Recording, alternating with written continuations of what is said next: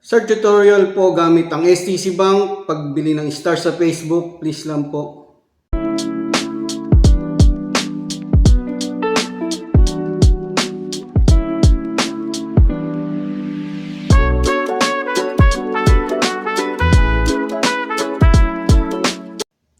Yo, what's up mga kabayan? Welcome back sa aking channel, OFW Nonoy. Bale, sunod ko pong i-share na video is kung paano bumili ng Facebook stars. Gamit po yung STC Bank, Visa, Mastercard natin, or kung ano pong gamit yung ATM card, pwede sa BARC, Takemo, or URPay, pwede nyo pong magamit. Kung wala po kayong mismong physical card, pwede naman din yung digital card na nasa app. Makikita nyo po sa video mamaya kung paano makita yung details nun. Kasi itong physical card, nasa likod naman yan. Yung card details niya, card number, expiration date, at saka yung security code. Yung po yung ilalagay nyo mamaya pag sa payment option na. So, okay, simulan na po natin.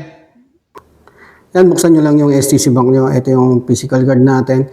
I-on ko muna yung sa security settings, yung i-enable ko lang yung online transaction. Punta kayo ng card. Pero kung naka-on naman sa inyo, okay na. Huwag na kayong dumaan dito. Ito yung hanapin nyo lang physical card nyo. Ito. Click nyo yung card. Tapos punta kayo ng security settings. Ito. Ito yan, dinidisable ko po yan. E-commerce transaction para iwas scam po. I-enable ko muna, tapos disable ko lang ulit pagka hindi ko nagagamitin. Kung wala naman po kayong physical card, punta po kayo dito. Dapat naka-request na rin kayo ng digital card. Ayan po. Check nyo yung digital card nyo. Punta kayo sa card info. Ayan, card information. Click nyo yan. Ayan. Andyan po yung details ng card nyo, yung card number, expiration date, saka yung security code nyo, CVV. Yan po yung gagamitin nyo. Click nyo lang yan, copy. Punta na po tayo ng, balik tayo sa dashboard natin.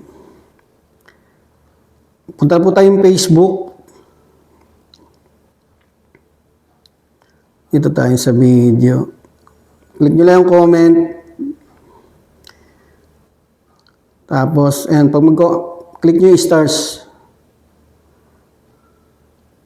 Ito, meron tayong 64 na balance. Pag mag-add, click nyo lang din yung stars na yan. Tapos, piliin na po kayo dyan ng kung ilang stars po, may equivalent na po yan na price. Ito lang po tayo sa 300 stars, 25 real.